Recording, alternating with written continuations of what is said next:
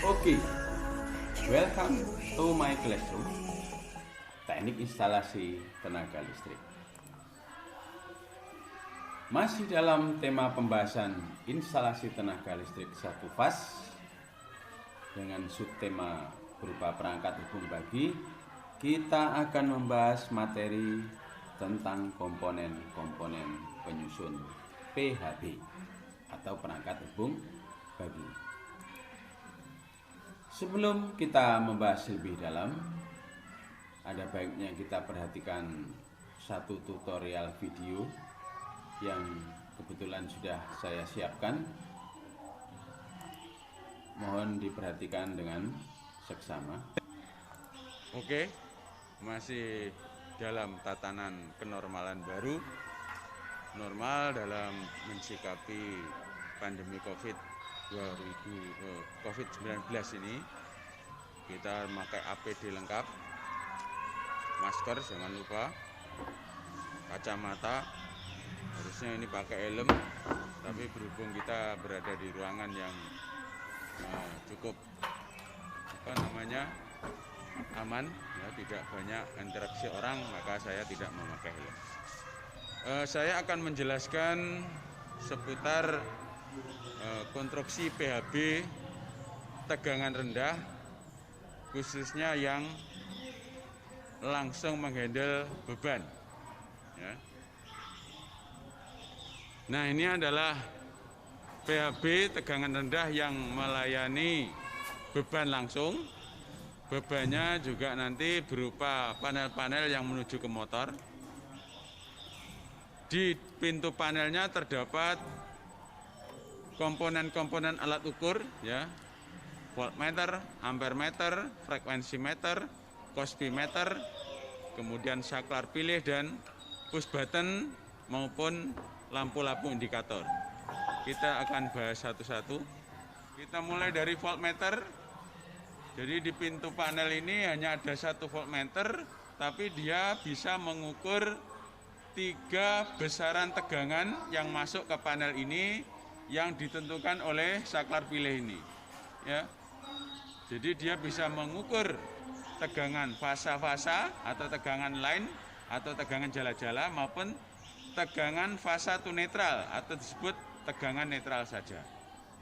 Jadi ini nanti pengukurnya tergantung posisi ini. Kalau ini posisi off berarti tidak ada yang diukur.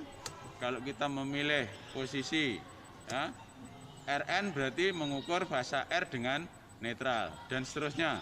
Kalau kita mengukur RS berarti mengukur fasa antara R dengan S atau tegangan jala-jala. Selanjutnya alat ukur berikutnya adalah 3 buah ampermeter. Jadi ini mengukur arus yang masuk masing-masing fasa. Dimulai yang sebelah kiri ini, dia mengukur arus pada fasa R, fasa S, fasa T. Dalam kondisi yang normal harusnya ini menunjukkan jumlah ampere yang sama. Disebut bebannya seimbang. Jika pada suatu sistem salah satu fasa lebih besar, maka harus ada pengecekan oleh teknisi, ada permasalahan apa. Alat ukur standar berikutnya adalah frekuensi meter. Ya, satuannya Hz. Pada kondisi normal, maka tegangan jala-jala PLN harus menunjuknya antara 50 sampai 55 sampai 60, nah di sekitar sini dalam kondisi normal. Kemudian adalah cosbimeter atau faktor daya. Jika bebannya berupa lampu-lampu biasa, biasanya faktor daya menunjukkan angka 1. Tetapi jika bebannya berupa motor-motor atau beban induktif, maka faktor daya akan sedikit naik ke atas. Nah, tugas dari teknisi adalah menjaga faktor daya mendekati 1. Tidak boleh ke bawah, bersifat kapasitif, tidak boleh terlalu ke atas, bersifat induktif.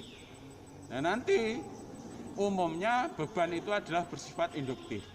Harus ada kompensasi berupa panel kapasitor tersendiri. Jadi kalau jarumnya mulai naik ke induktif, dimasukkan kapasitor, dia akan kembali ke 1. Selanjutnya juga ada di sini saklar push button biasa. Ini biasanya di dalamnya ada sistem pengendalian, entah mengendalikan lampu atau mengendalikan sistem pemasangan kapasitor bank yang ada di panel kapasitor. Selanjutnya 3 lampu standar ini menunjukkan indikator tegangan fasa yang masuk. Merah ini biasanya fasa R, tengah kuning fasa S, hijau fasa T. Walaupun kalau secara perwarnaan fasa T itu warnanya hitam, tetapi kan tidak ada lampu hitam, maka diwakili oleh lampu hijau.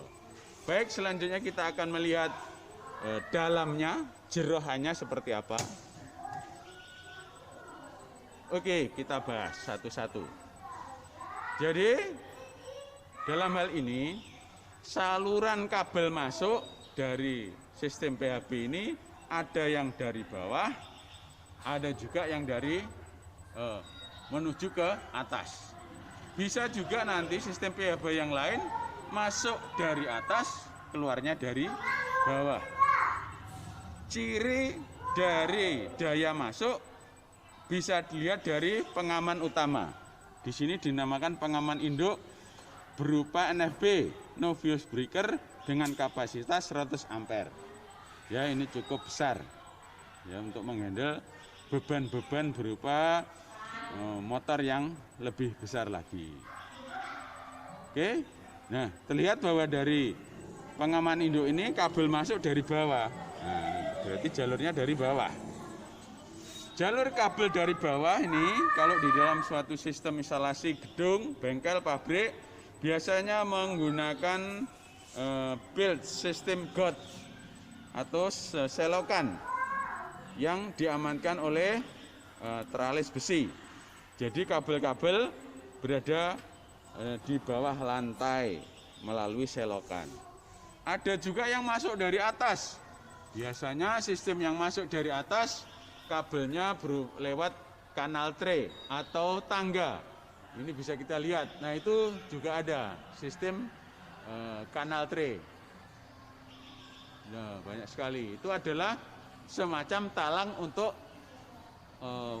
menempatkan instalasi kabel yang ada. Kembali ke sini. Nah, kemudian dari saklar pengaman induk akan masuk, namanya ini adalah trafo arus.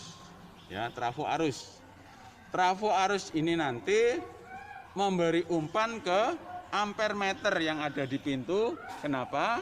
Karena kapasitas ampere meter yang ada ini kecil, padahal arus beban yang masuk besar, maka perlu diturunkan, kemudian dikalibrasi sesuai jumlah arus yang masuk.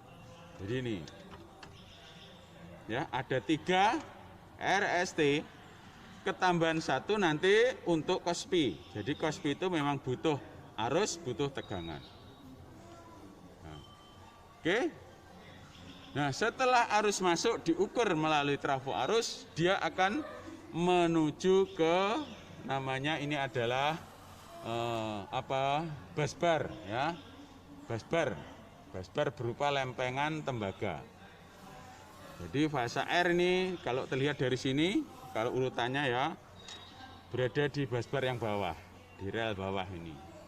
Kemudian fasa S ada di tengah, fasa T terlihat yang paling atas.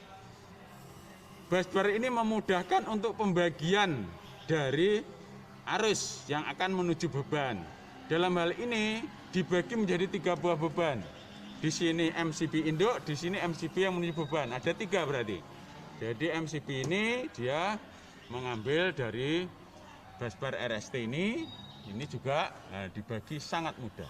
Ada satu busbar yang di sebelah kanan menyamping untuk membedakannya. Ini berupa kanal netral, ya, kanal netral. Maksud saya adalah berupa busbar atau rel untuk pemasangan netral, ya. Maaf, bukan kanal. Nah, biasanya nanti dalam sistem pentanan tertentu netral ini juga digroundkan selain bodi dari PHB ini sendiri yang digroundkan. Oke, saya ulangi.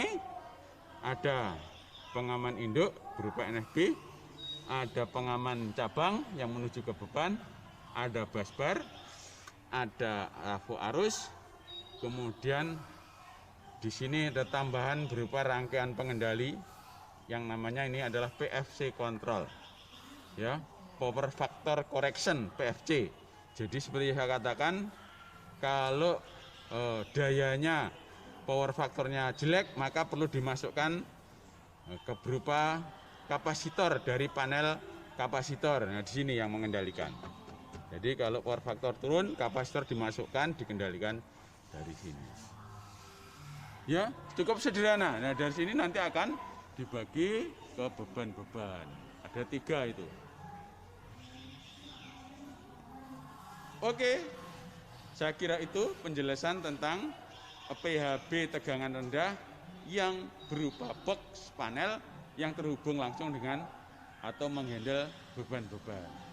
Demikian, mudah-mudahan penjelasan ini dapat membantu kalian untuk memahami sistem perangkat hubung pagi tegangan rendah dengan sistem berupa box panel.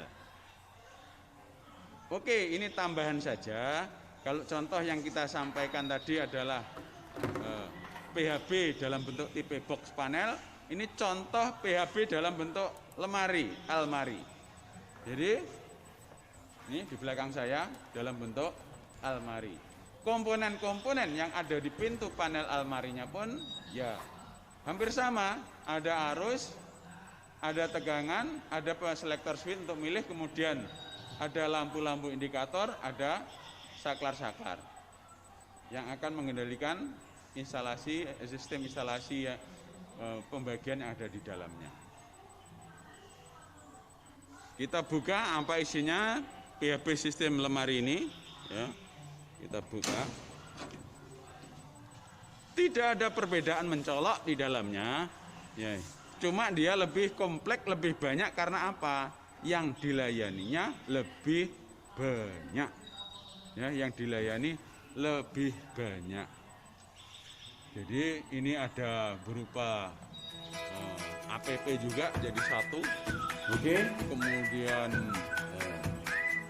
mudah-mudahan gambaran dari tutorial video itu bisa membantu ya, kita untuk memahami lebih dalam tentang komponen-komponen PHB. Kita lanjutkan. Jadi kita mulai dari komponen pengaman dan pembatas. Jadi komponen pertama yang akan kita bahas, fungsi dari komponen pengaman dan pembatas yang pertama adalah mengamankan instalasi dari arus lebih. Kemudian yang kedua, mengamankan instalasi dari arus hubung singkat. Pada pertemuan di video sebelum ini sudah kita jelaskan apa itu arus lebih, apa itu arus hubung singkat. Jadi dua hal yang berbeda. Arus lebih ini bukanlah arus gangguan pada sistem instalasi. Dia lebih pada beban yang kurang tepat atau melebihi batas, ya, dari setting komponen pengaman yang dipasang. Jadi misalnya harusnya dia hanya bebannya dibolehkan maksimal 100 ampere, dia lebih dari itu, maka ini harus diamankan. Kemudian arus hubung singkat ini lebih pada arus gangguan. Bisa berupa hubungan singkat konsleting antar fasa netral atau fasa ground, terjadi kebocoran listrik. Ini juga perlu diamankan. Nah, contoh-contoh pengaman, komponen pengaman dan pembatas, sekring libur, ya. Kemudian MCB, miniatur circuit breaker. Kemudian NFB, no fuse breaker. MCCB, molded case circuit breaker. Keempat sistem komponen pengaman dan pembatas ini bekerja pada PHB tegangan rendah. Yang pertama sampai yang keempat ini mengikuti fungsi kapasitas yang lebih besar. Jadi yang paling kecil adalah sekring lebur, semakin ke bawah adalah yang mempunyai kapasitas lebih besar. Pada PHB dengan beban kecil biasanya menggunakan MCB atau sikring lebur. Ini di bawah 100 ampere biasanya. Nah, untuk yang di atas 100 ampere kita banyak menggunakan NFB maupun MCCB, Molded Case Circuit Breaker. Jadi hanya beda kapasitas pembatasnya. Bagaimana pemasangan komponen pengaman dan pembatas pada PHB? Di sini disebut komponen ini dipasang pada saluran masuk yang sering disebut sebagai pengaman utama atau pengaman induk kalau di dalam tutorial video tadi, tutorial video ya, yang telah kita saksikan bersama-sama. Dan pada saluran keluar kita sebut sebagai pengaman pembatas cabang. Nah, ini di sini ada pengaman utama atau pengaman induk. Kalau lihat dari konstruksinya ini besar ya, ini NFB biasanya 100 ampere ke atas. Sedangkan pengaman cabang berupa MCB ya, miniatur circuit breaker, dengan kapasitas tentunya yang lebih kecil. Jadi besar dibagi-bagi ke kecil-kecil di cabang menuju beban-beban yang lebih banyak. Nah, begitu cara pemasangannya. Selanjutnya komponen berikutnya adalah komponen pengukuran dan indikator. Fungsinya apa? Yang pertama untuk mengetahui arus listrik, tegangan listrik, frekuensi dan faktor daya. Ini adalah besaran-besaran listrik dalam sistem PHB itu, maka perlu ada alat atau komponen ukur untuk mengetahui kondisi kerja dari PHB. Kemudian indikator. Ini berfungsi untuk mengetahui kondisi kerja instalasi. Apakah instalasi sedang running well, bekerja dengan baik, apa ada masalah? Biasanya ada indikator-indikator yang berada nempel di PHB tersebut. Juga untuk mengetahui gangguan instalasi ya. Ini 2 dan 3 ini hampir sama. Kalau terjadi gangguan instalasi, katakanlah menyala alarm, indikator lampu berkedip dan sebagainya. Dan lain-lain. Masih bisa kita perluas dari fungsi komponen pengukur dan indikator. Misalnya kalau dia menyensor suatu sistem ya, maka bila sensor tersebut merespon satu sinyal, dia juga perlu ada indikator. Contohnya kalau diperluas dari fungsi komponen pengukuran dan indikator. Lanjut. Contoh komponen pengukuran dan indikator itu apa saja? Nah, di dalam video tutorial tadi jelas. Standar ampere meter, voltmeter, frekuensi meter, cosbimeter harus ada. Ya, ampere meter untuk mengetahui arus, voltmeter mengetahui kondisi tegangan, frekuensi meter mengetahui frekuensi dari tegangan jala-jala, cosbimeter untuk mengetahui faktor daya sistem.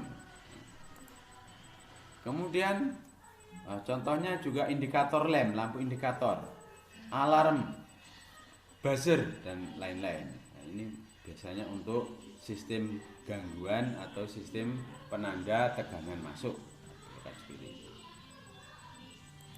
Cara pemasangannya seperti apa komponen dan pengukuran serta indikator tersebut? Pemasangan komponen ini biasanya di pintu panel. Nah, tadi di video tutorial sebelum ini sudah jelas ya. Contoh ya ini lampu indikator ya, merah, kuning, hijau.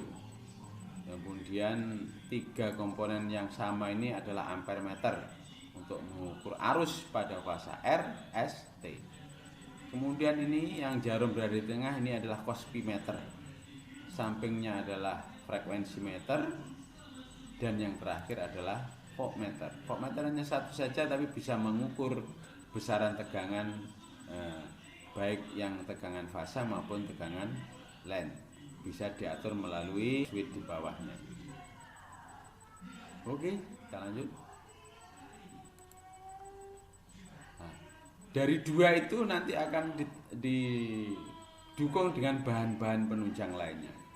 Salah satunya busbar. Busbar ini adalah berupa plat tembaga. Ini di dalamnya ada banyak skrup baut ini untuk mempermudah pembagian ke saluran cabang. Jadi kalau masuk dari pengaman utama kemudian terhubung dengan busbar 3, nah nanti membaginya ke pengaman cabang lebih mudah dengan busbar. Ada juga trafo arus, tadi untuk ampere meter butuh bantuan trafo arus. Ini sebenarnya bukan hanya ampere meter, cospi-meter pun juga butuh trafo arus, tentu dengan perbandingan ampere yang sesuai. Kemudian komponen pengendali, kontaktor, timer, PLC dan sebagainya. Beberapa PHB hanya berisi komponen pembagi berupa pengaman dan pembatas saja. Tetapi pada sistem PHB yang lain mungkin diperlukan pengendali, baik kontaktor, timer, PLC dan sebagainya. Biasanya ini adalah pada PHB yang ada di beban. Ya. Nah, kalau contoh dalam video tutorial tadi, untuk memasukkan kapasitor pada sistem perbaikan power factor maka dibutuhkan pengendali juga. Nah, di situ. Kemudian ada kabel duct, kanal kabel untuk merapikan jaringan kabel. Jadi kanal kabel biar kabelnya tidak morat-marit maka dimasukkan dalam satu kanal. Ada juga rel omega untuk memasang komponen-komponen pengendali.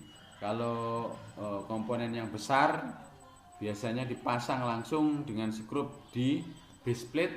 Nah, kalau komponen pengendali biasanya melalui dudukan berupa rel omega. Ini contohnya suatu base plate atau papan dasar dari PHB. Ini ada trafo arus, kemudian ada busbar seperti ini. Busbarnya ada 2, ini yang netral atau ground dipisah dengan yang fasa. Kemudian yang bentuk kanal ini tertutup supaya kondisi jaringan kabelnya rapi. Oke, selesai pembahasan kita tentang komponen-komponen dari PHB. Ya, untuk sistem PHB yang lebih besar, baik yang konstruksi lemari, konstruksi laci dan sebagainya, sebenarnya isinya dan sistem jaringannya sama.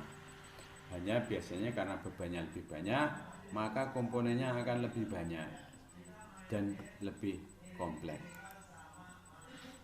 Jangan lupa untuk memperdalam, mempelajari ya, lebih mendalam, kunjungi situs dari Pak Guru di sini, di bawah ini ya.